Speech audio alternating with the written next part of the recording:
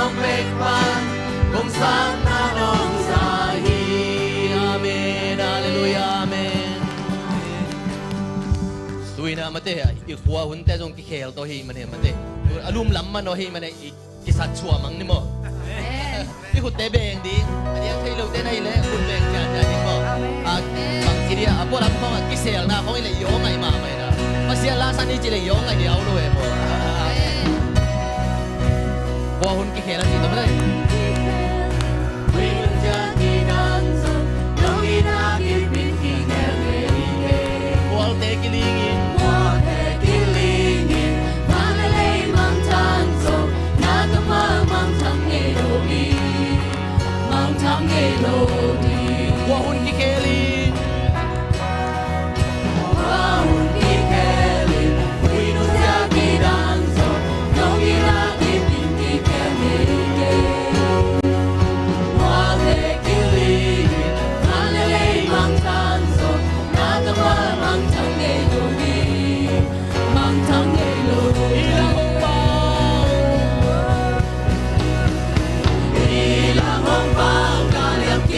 Hãy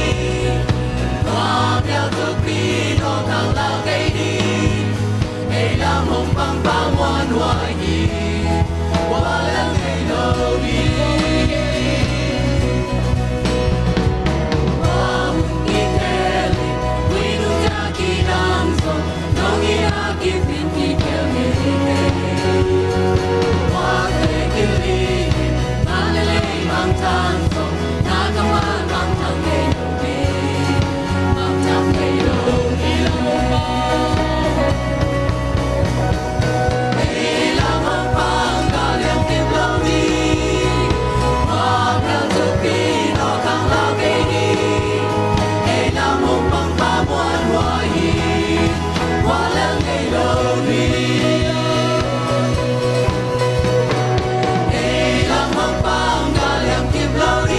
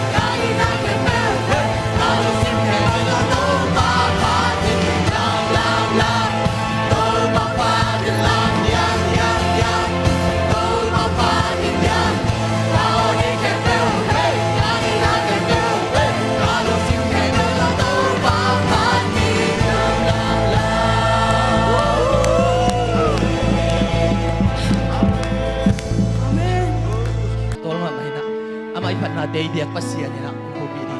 Amen. inun ta na pak pak bangin pak kwal zu bangin kum lo hi ma ta se le duni chiang dong i biak pasian ton pi hi pak kwal zu bang inun ta na te ki ngai suni ni gi na lo na te tik ki ngai suni na i hoi na te zong i biak pasian don to hi ne na biak pasian ko na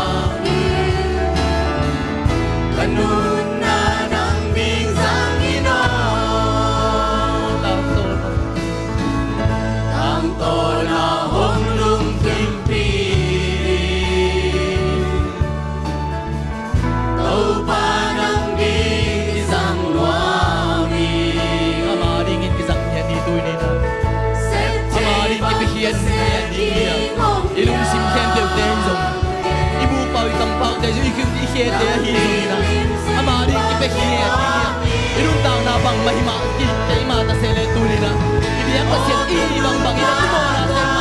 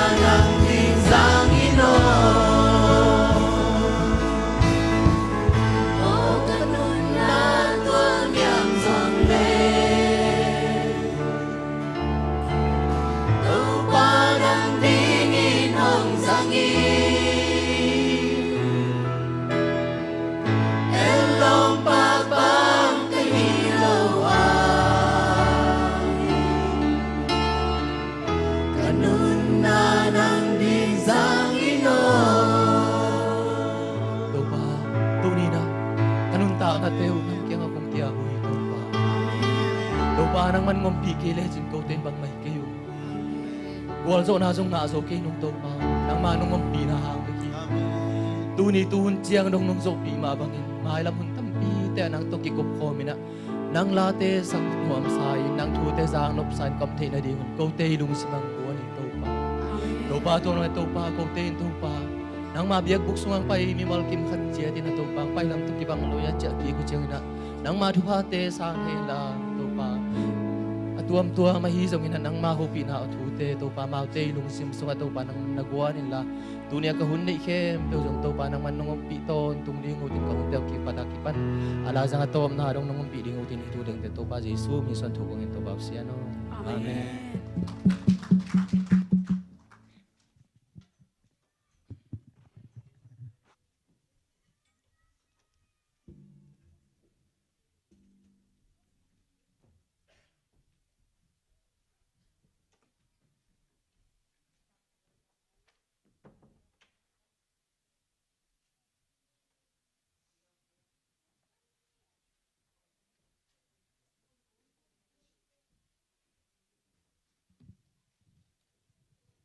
Hallelujah. Nuam em ta guai. Worship te man khit tak che na hun te ba ni na pai nuam mi man na. Tu ni hun dang ni pai mai na.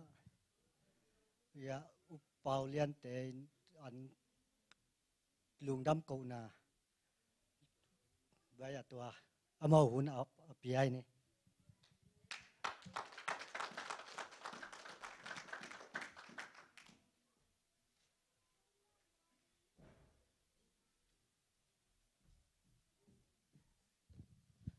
lung dam ma mai ma te to pa tung le pasien tunga pasien tung le hi a por pi mi ya ko ma pe tunga ma ta ma sai na lung dam ko ma sai mo ena den te hi a kain kwan pi ta jong pai ding ai tong ki gwa sak le ning in ma te so I would like to invite my parents and my wife. You know, I think they probably going to have something to say, so I'm going to have them with me. Tu ni kalung dam ko na wa dia ken mate sung mo ama pen be sa kum tam pi hi beli ke sam ke na mate kum ni sunga kalung hi mo chini nong pa ha kai chang mate tua tunga thungen na to nak pi taken sia te por pi mia ko ma pe hi sangam te ai zon mato to tenga ong pan pi nong thunget pi na wa zon mate thunget na te to pa nong dong ina tu na pau thei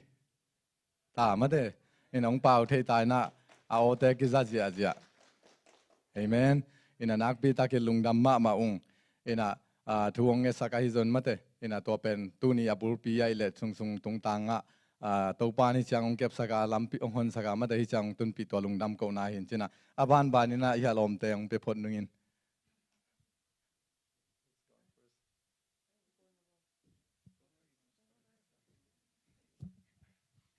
God bless you.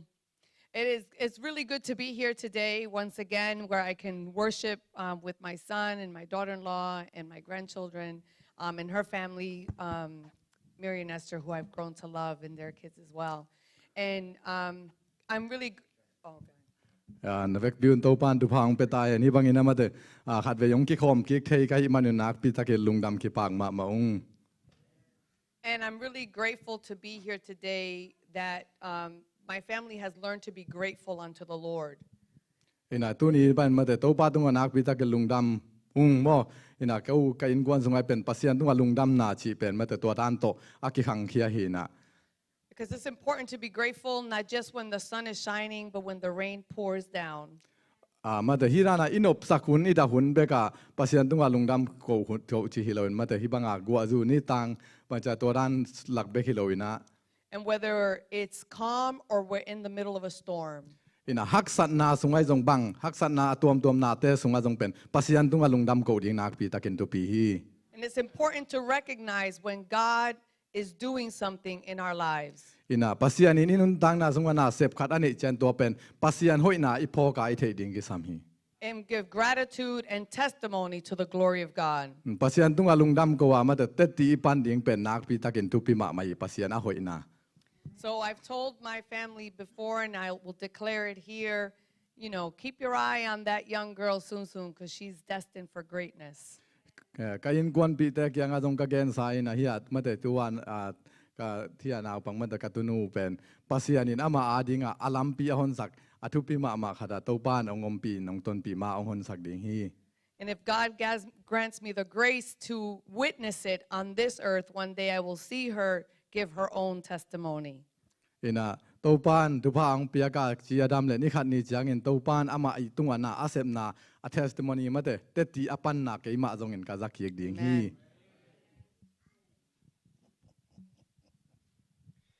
God bless everyone this morning. นาเวกพิวน์ตัวบ้านตัวส่วนตัวจิงสังเงินทุพางเปตาเฮน We bring greetings from Christian Community Church in Worcester, Massachusetts, and from our congregation as well,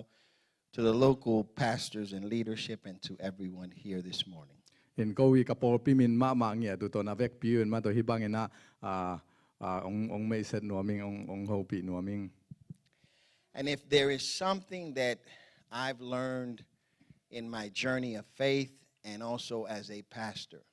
อินะปัสยันนากัเสบนาอามาตัวปาสตาปัสยันนากัเสบนาสงไว้จนนี่นะแค่อีอาตุยาจงโตกิไซปอลคัด that is that when things seem to be out of our control, God is still always in control. เอ้มาวินบังมังเอ็นเซบที่เซบโจโลจียงเงินมาตัวปัสยันินที่เซบโจโลนาเตตุงเซบโจนาเนฮี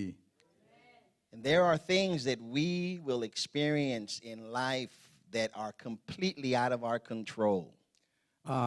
บางเจ้าอินุนดังนาสงว่าเอ้ยฮิเทโลอีฮิโจโลนาตัมปีอมี But God is still sovereign, and they are never out of His control. ตัวเตตุงอาเลียนโจตัวเตเข้มเปียวมาตัวเอาปัสยานอมีตอนตรงนี้ And as we journeyed through understanding and learning about our granddaughter with Ruth and with Pau, มาตัวเฮียกัตนูกัตปากโมมาตัวรูทเลโจเซฟมาตัวเปาอามาโตฮิบังอินะกันุนตาบางเจ้าตัว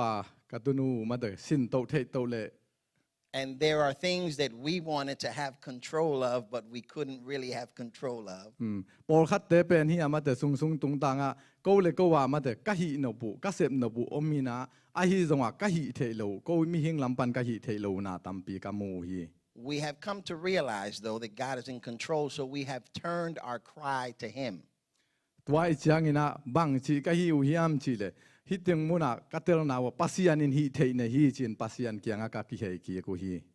And God is doing an amazing work in the life of our granddaughter, their daughter. Amen? ตัวไปนะกัตุนูตุงวะมาเตอลัมดังอินนาเซมาเตอหิยากตาเตอุตานูตุงวะมาเตอามาตุงวะอลัมดังนา Because there are things that when we came last time weren't happening and now are happening. นุงากงไปตบนาอวกะมูโลอพยังนายโลปอลคัดเป็นตัวกงไปจางุนมุขาไกอุจางุนนาลุงดำมาอง And so this morning she came downstairs and she came and hugged me and said, "Grandpa, I love you." ตัวจริงสังอินะมาเตอินนัวยังไปสุกินองฮิดานาองกอยินะปูองง่ายมายิงองจีฮี And it wasn't repetition. It wasn't that I told her to say it. She came and she said it all by herself. ตัวเป็นบางดานที่มันจะกลัวมาโซลกลัวมาอินไปอินจีฮีโลนะเก็นจงกัดจีฮีโลอามาอะไรมาองไปนองฮักินนะมาเตฮิดานาองกอยินะองง่ายมายิงจีนองไปสุกิ And I'll end with this. We are creation. We, us. ฮิยาเกฮิโตมากำมันนบนาเกยเตเป็นอากิปียงสักนาเตฮิฮัง God is creator. ไอจงอินอบอลปาเป็นปัสยันฮี And there is no one, no old individual, no young individual, no one that is out of the hand of God. God can touch the heart, the mind of a child, as well as someone who's elderly in their sickbed on their way transitioning to heaven. God is still creator always. ปัสยันเป็นนาเข้มเปียวบอลอาหิมาบางอินมาเตอเตกอาหามอโมยหามจีอมโลวินะอับลุมนาตุงอาลุมมาเตชินาลุมเดยจนตัวเตตุงอามาอบอลปาอินอาเซบนบบังเซมเทียลุงตั้งสุงอาเซมเตมาเตอีกวักสุงอานาอาเซบนบเข้มเปียวอามาอินเซมเตฮี Continue to help us pray and continue to bless and love on our family. We are grateful for that. Amen. ช่วงนาทรงองนะพอกุลลาโกทรงมาเตฮิดานาโนโตปัสยันทรงไว้ฮิบังอินนาเซมขอมายมเป็นนักพิทักษ์ลุงดำมาอุ้ง Kaya well translator के साम साम I don't need it